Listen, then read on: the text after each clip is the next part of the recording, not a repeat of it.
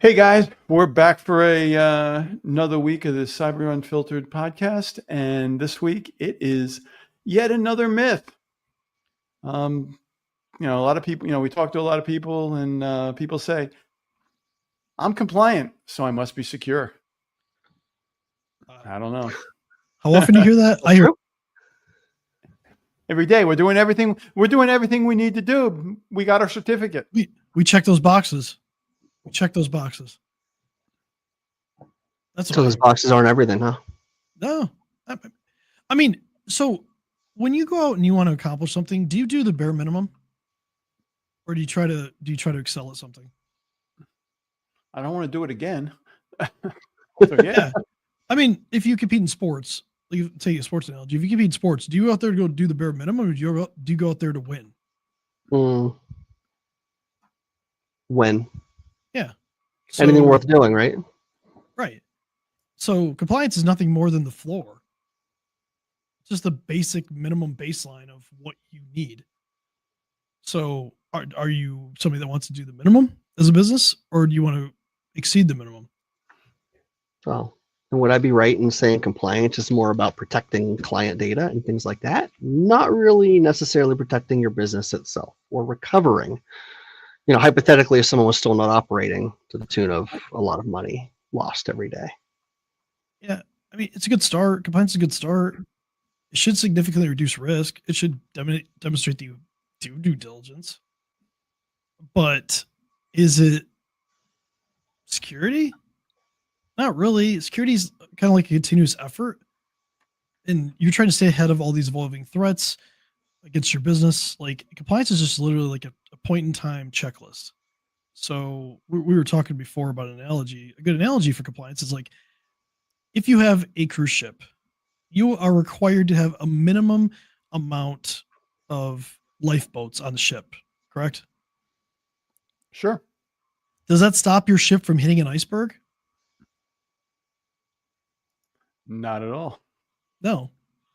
So compliance, yeah, it reduces risk. It demonstrates a little bit of due diligence, but it doesn't actually prepare you for everything that can happen, which, it's just one of those things we hear all the time. Mm-hmm. Or I like the other way that this goes. Nobody's going to come after me anyway. I heard that a lot in medical. Oh, absolutely. Oh, dude, people just like, oh, they're not going to come after me. I don't need to be compliant. So it kind of goes both ways. It's like some people are like, oh, compliancy, cool, I'm secure. Well, no, not really. You've done the minimum. That's cool. But like, you should want to excel. And then you have the other people that are like, well, I just don't want to do any of it. Exactly. There's like, we're done. We don't care. We just it's like polar opposites here. I got my Windows. I got my Windows 7 local medical system. It's working, and you just upgraded it from XP. How about current events? Windows 10, right? Windows 10 in a couple of weeks is going to be end of life. You can pay for the ESU to extend your security updates for a year. It's like $61. And we've been talking to like some of our customers, and some of them are like, well, I don't want to pay for it. I'm like, you could replace the machine. Well, I don't want to do that either. Because, sometimes you can't upgrade a machine to Windows 11. They're just too old, whatever. And then there's people out there that are telling people, well, you can just sideload Windows 11 and bypass all the security. Yeah, well, until Microsoft fixes it, and then your PC just doesn't boot one day. And those PCs are so old to begin with. They have old physical hard drives in them that Windows just kills them. Yeah. And on top of that, most compliance frameworks require you to have an up-to-date operating system that's in support. But paying ESU, would that be enough to be considered support? It's security patches, but yeah, it's still security updates. I mean, is it a perfect situation? No, but I mean, if you don't have the funds to do it, or you haven't planned for it, I mean, at least you do the ESU, so you can at least say that we're patching vulnerabilities, we're keeping the operating system up to date.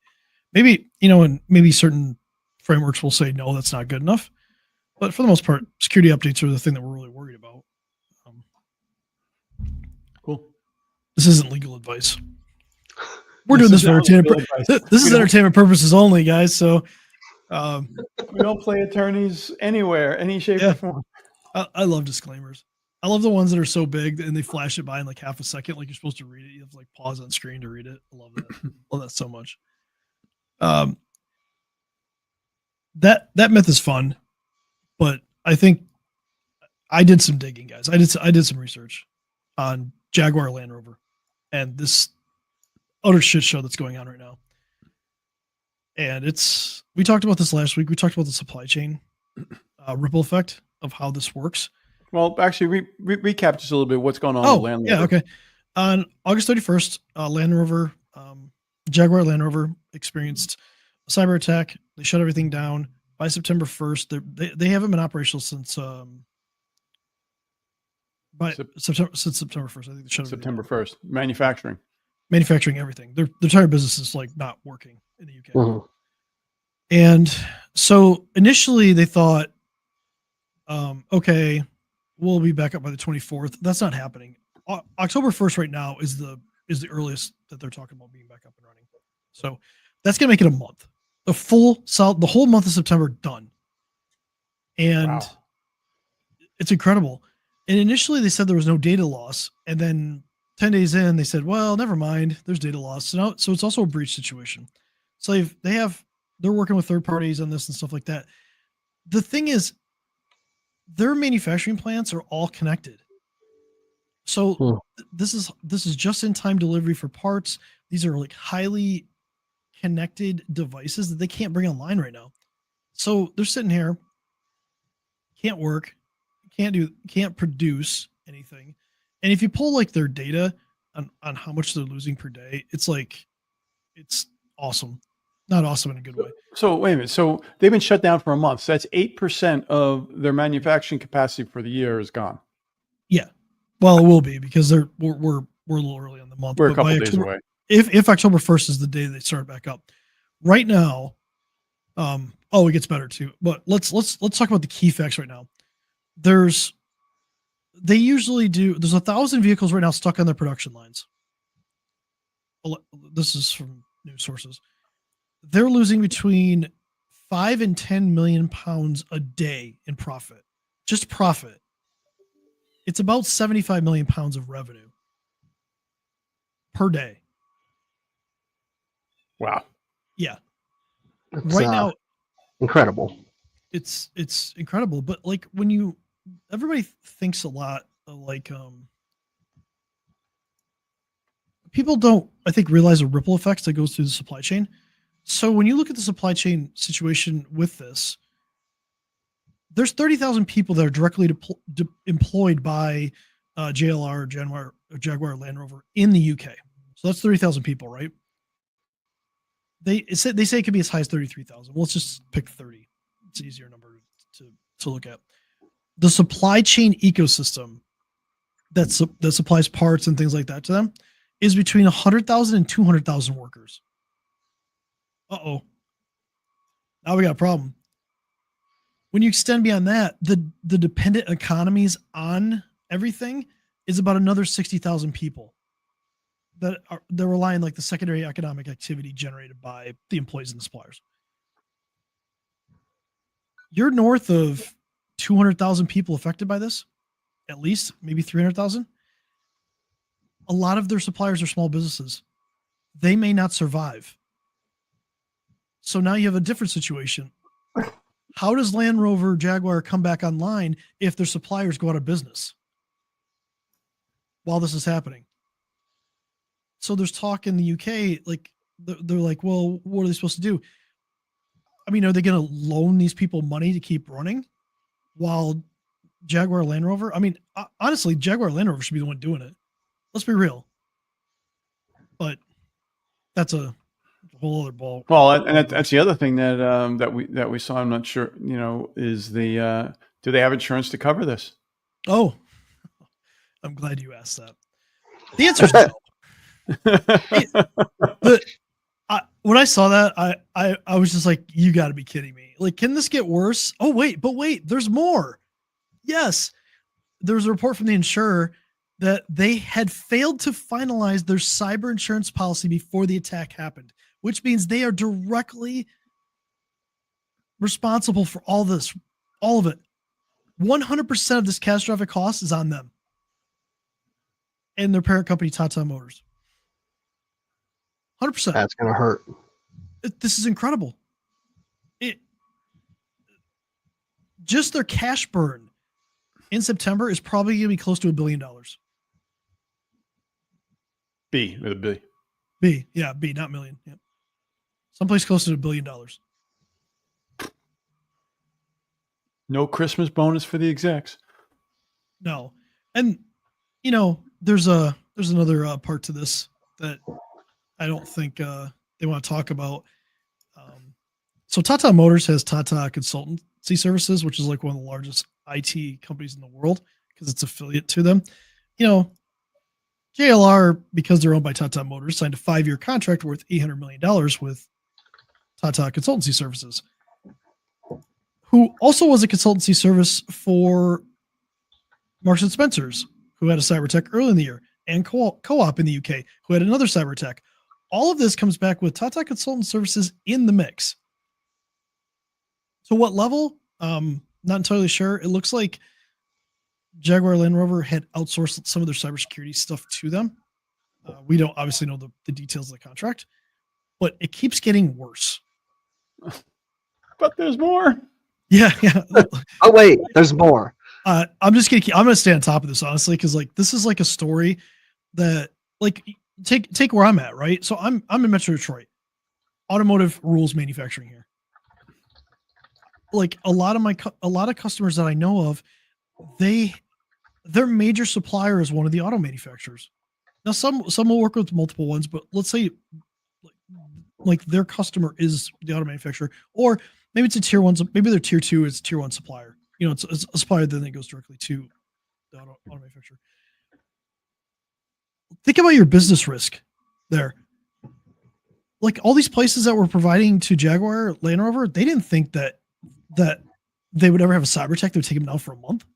So their supply, like if your customer base is only 1 or 2 customers, think about the risk if that one of those 2 customers has a cyber attack like this. Can you survive? What's your contingency plan? Do you have enough money stored away that you don't have to furlough all your employees? Like I met a place that did 98% of their business went to GM. And I'd asked them like what the risk was. And they're like, oh, we've been fine for 25 years. Until you're not. Again, even if it's not a cyber attack, what if GM just said, I don't want to do business with you anymore? You don't have a business. It's gone. Right. And unfortunately, these poor people these poor suppliers that are a lot of small businesses that are dealing with Jaguar Land Rover, they're experiencing that right now. This is horrific for those people. But it just shows that a cyber attack downhill. Yeah, cyber attack on one company, look what the impact it can have. This is just in the UK. So hey, I don't know what to tell people anymore. I had conversations with people last week. I was doing a show, and some people were like, "Oh, I talked to you last year. That's cool. Do you think things don't change in the last year? Has your business not changed in the last year? We should probably have a follow-up conversation." But a lot of the conversations people just, I don't know if it's just not top of mind or people have become numb to it, but this is a wake-up call for a lot of people. Even if you're not from the UK, this is a wake-up call. Mm-hmm. If you own a business, here's your wake-up call.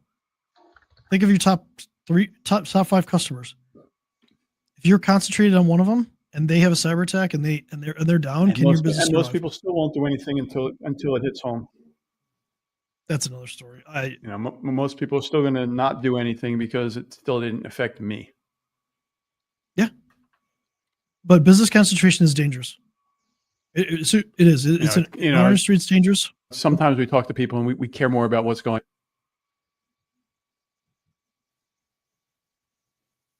Yeah. So anyway, I'll stay on top of this. That's 15 minutes, guys. I think we got our 15 minutes of fame here. I'll stay on top of this. I'll probably. I'll have more information over the next couple of weeks, probably, knowing how this is going. So. Yeah, I think this Jaguar story is going to go on, and they'll there's still they'll get back online. Then there'll be the forensic work that the forensic reports that come out, and then they're not a U.S. company, so you're not going to find too much locally, but I'm sure you'll find something. So anyway, catch everyone next week, and we're here to help. We're here to help you stay safe. If you have something going on, if you want to talk about how secure you really think you are, want to sleep better at night, reach out to any one of us. Let's have a conversation. Talk is cheap. Anything else, guys?